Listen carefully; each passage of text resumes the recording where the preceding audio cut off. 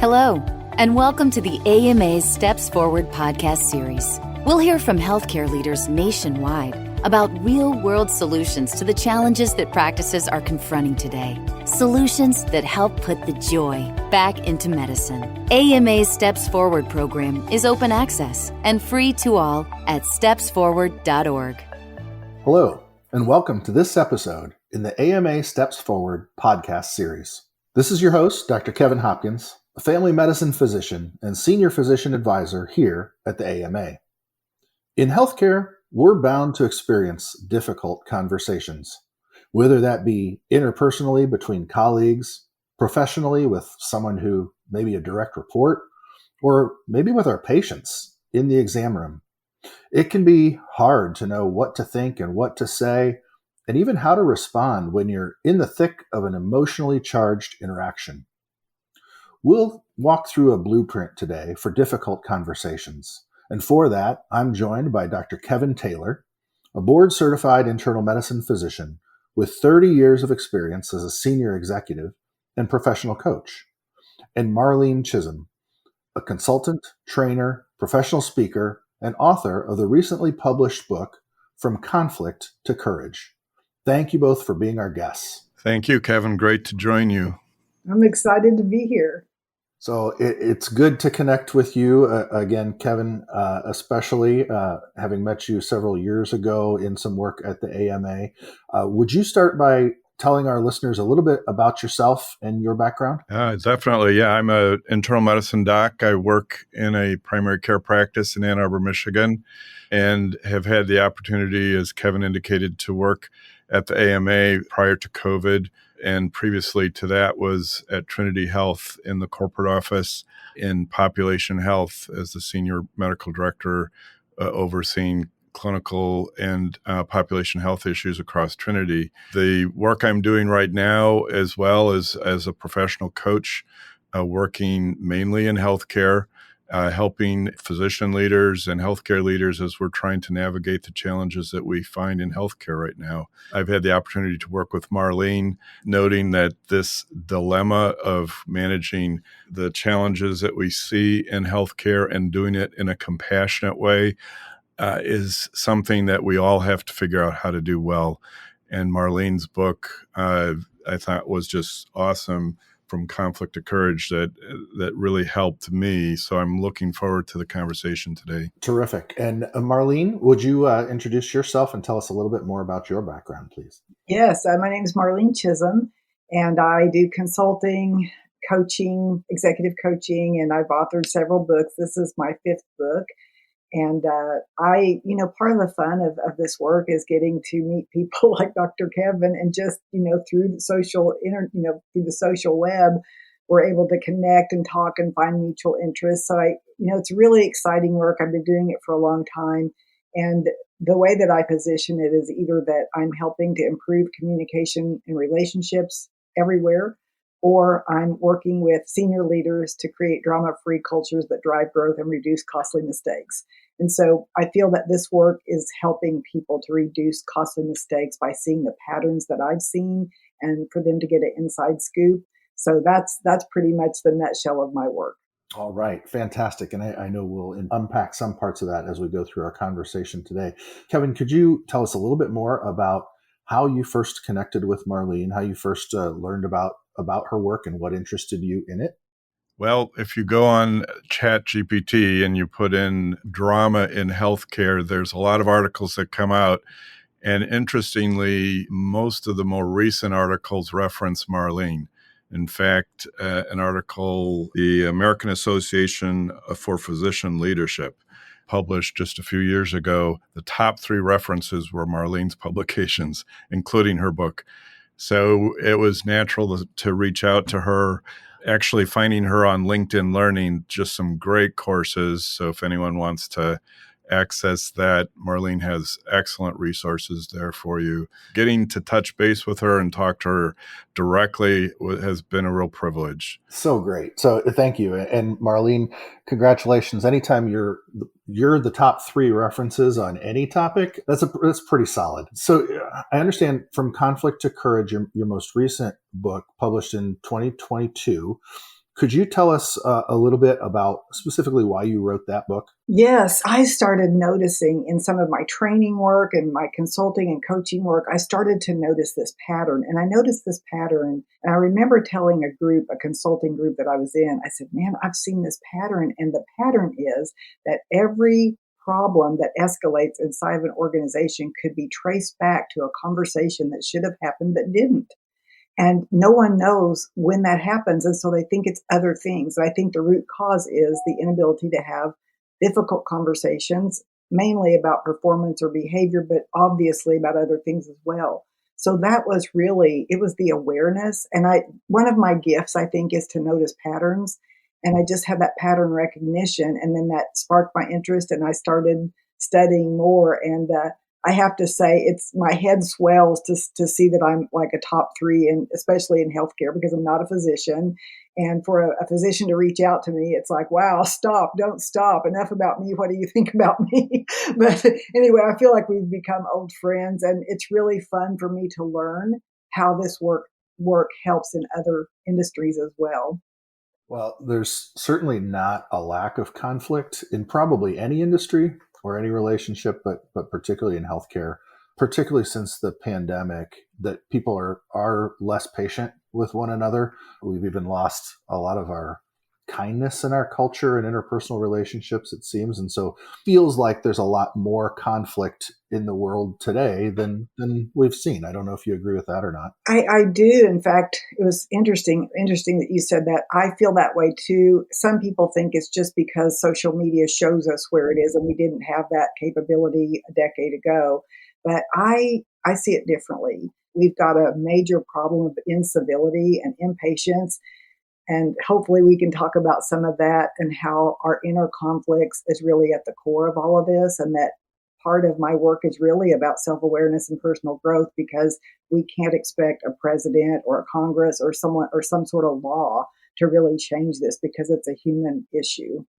Great. So I'm looking forward to walking through the specifics of the blueprint. We'll get there in just a moment. I wonder, I have a few people in my life that I can think of off the top of my head who seem to embrace conflict. However, it seems to me that a lot of people are conflict avoiders. Is that part of the issue why these conversations don't take place, do you think? Yeah, I call it the three A's in the book: avoiding, appeasing, and aggression. And the reason I made it easy like that is because most people that are very aggressive believe that they're not conflict avoidant. But I call that avoidance also because it's the avoidance of personal growth. It's the avoidance of intimacy. It's the avoidance of being wrong. It's just using your own authority or power to get something done. So avoidance shows up in many ways. It's not just avoidance. The people that know they avoid, they admit it. They have this awareness. I avoid. I'm scared of it. I don't like. I'm harmonious. The worst, I think, is the appeasers, because they tell people what they want to hear in order to get the sparkly eyes, but they already know they're not going to follow through. Like, I love that idea. Bring that up at the next meeting.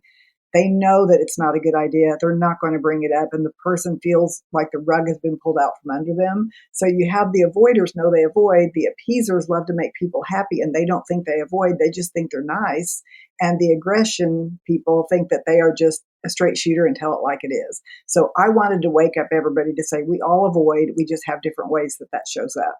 And Kevin, I'd love to hear from you before we get into like the nuts and bolts of the blueprint.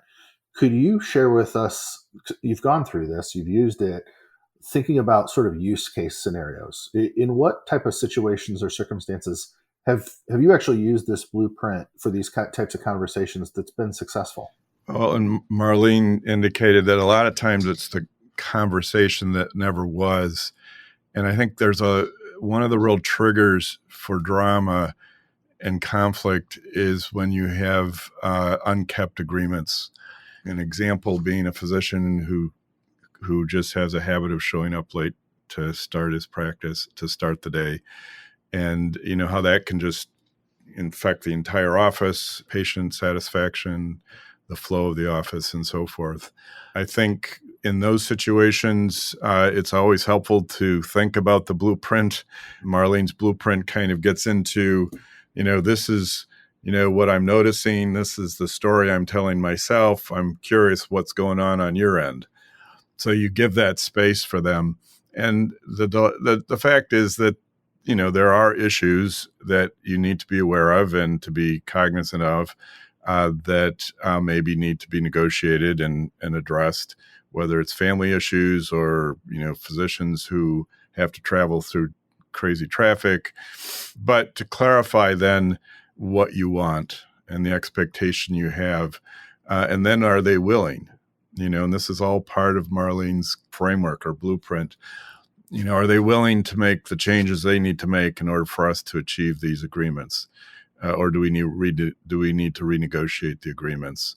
How can a model like this help to improve key organizational characteristics? One thing I could share is a study that was just published recently. It was a compassionate leadership assessment.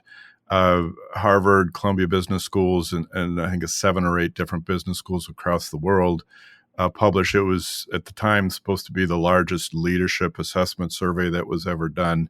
And they were basically trying to get at this both and. Can you be direct and can you be compassionate? And they found that there are leaders who are leaning more toward the direct style, and there are some who lean toward more the compassionate style, and they both have some good results. But if you can blend the two, both and, they're able to be both compassionate and direct. And when they're able to do that, they find that there's a 20% increase in employee engagement, 80% less likely to leave an organization, and the burnout rate drops by 40% in the employees. They actually talked about doing hard things in a human way. As leaders, we have to do hard things. And how can you do that in a human way that it actually does lead to improvements across your organization? Yeah, great. So as you were telling about that, Kevin, it made me think of a coworker of mine who says clear is kind. And I have a family member who says compassion is kind. And it sounds like clear and compassion is kind, right? We got to put it together. Marlene, so I heard you talk about the 3 sections of this blueprint. So you mentioned leadership clarity, employee clarity, and accountability. Could you maybe start us down the path of talking about that first step, the leadership clarity? Yes. One of the things I say is that in all drama, there's always a lack of clarity. The one with clarity navigates the ship, and clarity can change any situation. So if you operate by that understanding, it puts the burden of clarity on leadership because the leader is setting the vision. That's even true for a conversation. So if in all drama, there's always a lack of clarity, the first thing is for the leader to become clear. In the book, I teach how to prepare for a conversation. So if you want to know what leadership clarity is, it's the situation, the outcome that you're trying to achieve, and the obstacle in that order. So the situation, you can understand the situation by asking the question, what is happening that should not be happening, or what is not happening that should be? This gets you out of the story time and all the things that you think it is. They don't care. They're a terrible worker. They've never been any good. When we start to do that, we're not clear. We're into a story. But if I say what's happening that shouldn't be happening, well, the doctor, the physician is showing up late. That's breaking trust, and it takes the office flow down. So we start to say this is behavioral, and I have a story about that, but I don't know what it really is because that's just my interpretation. So when I decide what the situation is, I say, well, the outcome is that we want to improve patient safety, and that's going to happen by being here on time or else changing the schedule. So we've got to decide that that's where we're going. So when I start the conversation, I start with intention. And where people mess up the most is they say, look, my intention is to talk to you about why you're so late all the time.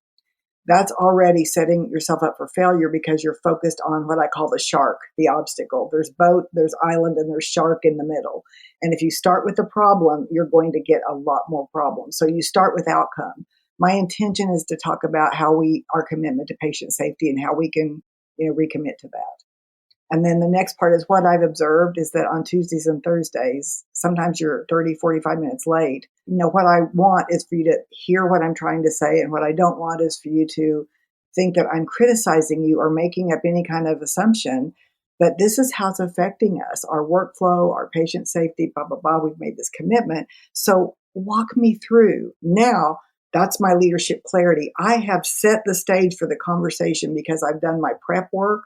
I've gotten out of my anger and resentment. I've cleared my own energy, my own story about it. And I'm taking responsibility for my own self-regulation because I'm going to have this meeting and I don't need to have it when I'm really angry with you because it's making my job hard. So it's inner work. And so that is the first part, which is leadership clarity. It gives you the framework to work through the problem and then the steps to set the conversation in motion. And you're the only one talking during this part. They are not talking. They're not interrupting. You'll say, you're going to get a chance. Let me finish. And you are going to guide the conversation. And that is leadership clarity. Kevin, with the leadership clarity piece, especially, how important is it as a leader to be able to set aside your own personal narrative? Yeah, and Marlene alluded to this, the stories we tell. And so it's important to look at the facts. What are the observable behaviors? And as leaders, that's where you have to start. And you also have to be aware of the stories you're telling. But if you're telling some stories, you need to be transparent about that because the stories you're telling clearly are based on your own unconscious bias, based on your perspectives of the world. And so that's part of the conversation. This is what I'm observing. The story I'm telling myself is such and such. I'm interested in, how's that land for you? What's your thoughts about that? And that sort of clearing conversation is crucial in all relationship building. And so I think as leaders, we need to check our mindset. And that's where I think having an outcome focus that's curious, that's open-minded, like Marlene said, if we came right away and just said, I just want to tell you, you got to show up on time. And period. Those statements will likely create resistance. But if we give ourselves space, we check ourselves in terms of where our perspective may be, what our stories might be, and having a process to go through that, coming in with an open mind, with curiosity, in a sense, with a creative mind. I'm open to kind of coming up with some solutions here.